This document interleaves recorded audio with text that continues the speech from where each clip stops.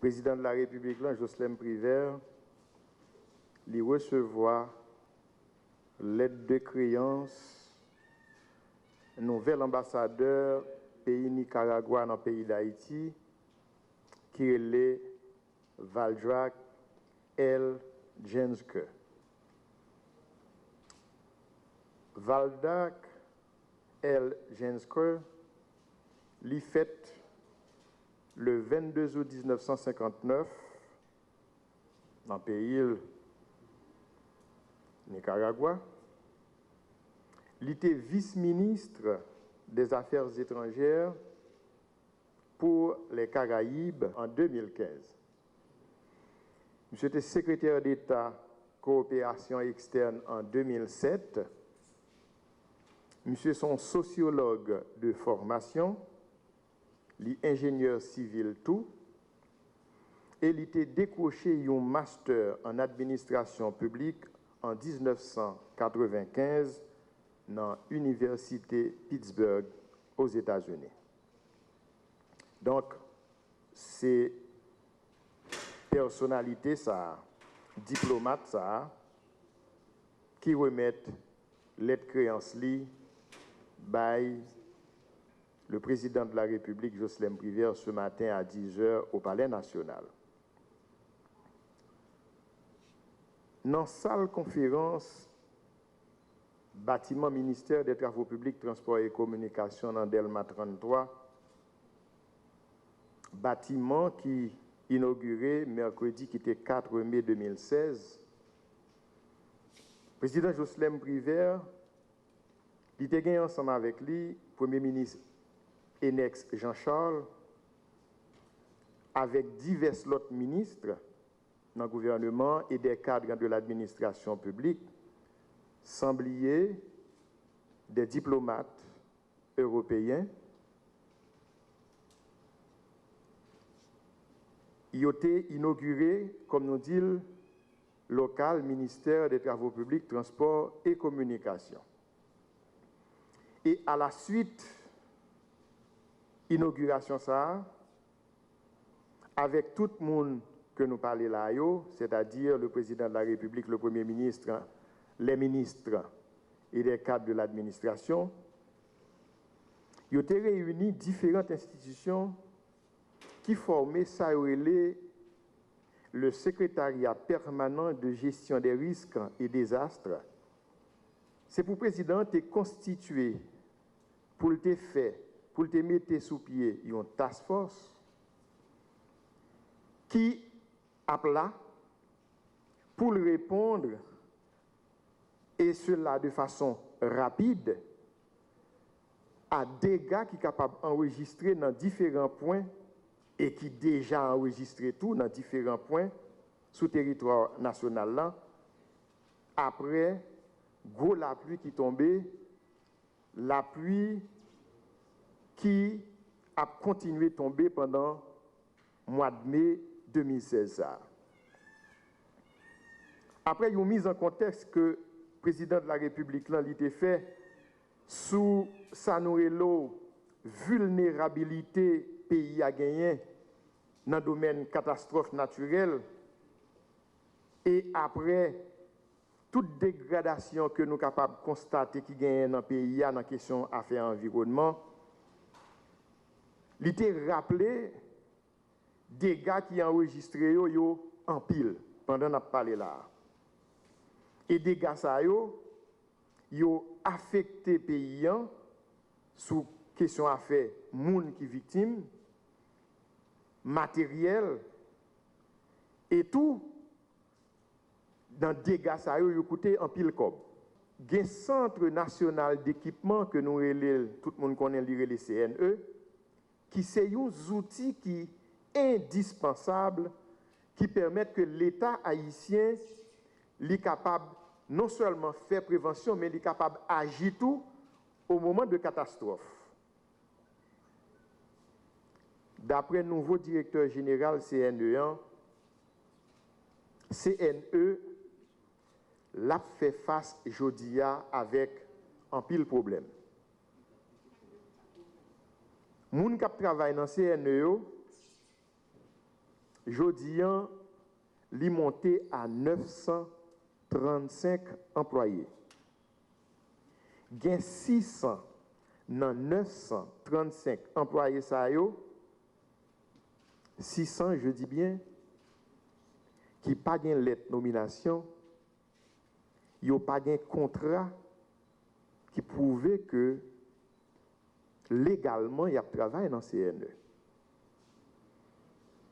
Et c'est 600 moun sa yo, journée jodi an, qui a demandé pour yo payer yo 24 mois salaire que CNE doit yo. Le président de la République fait plusieurs réunions avec des responsables. Il passe des instructions formelles à ce que la situation qui gagne dans route 9 là, il n'est pas capable de continuer comme ça. Il n'est pas capable de perdurer. Parce que la situation route 9 là, il bloque la circulation moun, il bloque la circulation véhicule. Et si blocage ça, il y a plusieurs personnes qui sont victimes de lui.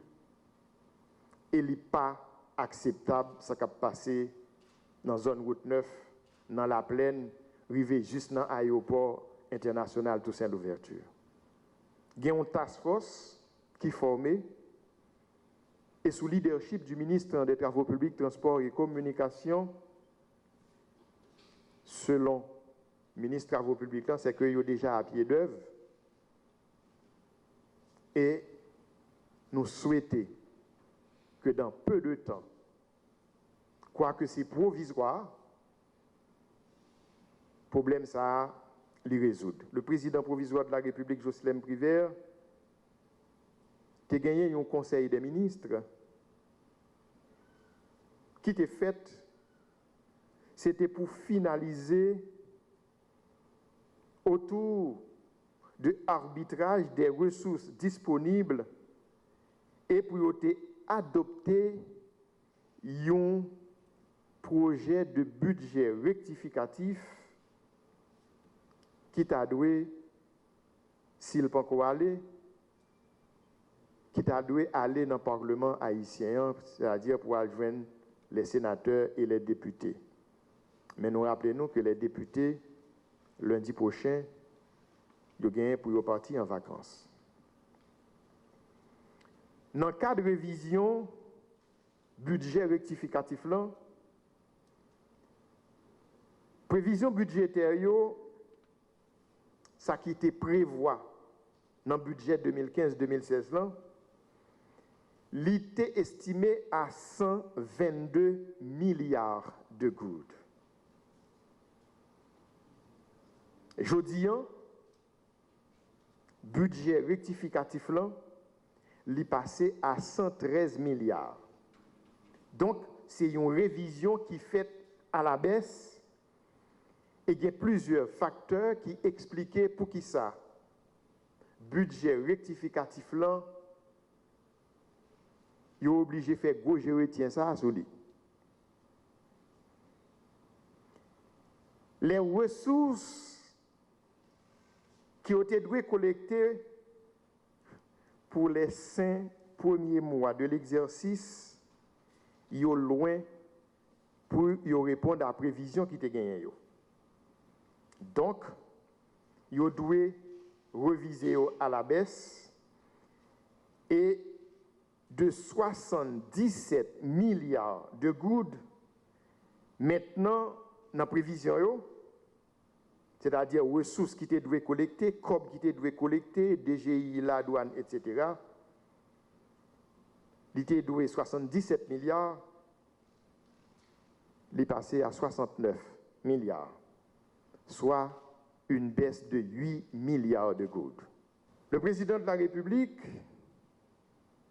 il a rendu hommage au doyen de la presse haïtienne, le Nouvelliste, qui gagnait 118 ans, c'était le 1er mai. tu as une journée porte ouverte qui était coïncidé avec la journée mondiale de la liberté de la presse. Journée mondiale de la liberté de la presse qui est proclamée par l'Assemblée générale des Nations unies le 20 décembre 1993. Le n'a parlé de Journée mondiale de la liberté de la presse pour vous, chers confrères. C'est l'occasion de 1. Pour le président, il était célébré les principes fondamentaux de la liberté de la presse. Les principes fondamentaux de la liberté de la presse, c'est ça qu'on a joué là, je vous dis, dans le pays d'Haïti. C'est une occasion tout pour la presse en général, puisque c'est une journée mondiale, pour évaluer ça qui est la liberté de la presse. Évaluer la liberté de la presse, c'est du ressort de tout un chacun, de chaque journaliste, de chaque responsable des médias. Pour voir qui chemin que nous déjà parcouru et qui permet que nous arrivions côté nous là, je vous dis. Il faut évaluer la liberté de la presse.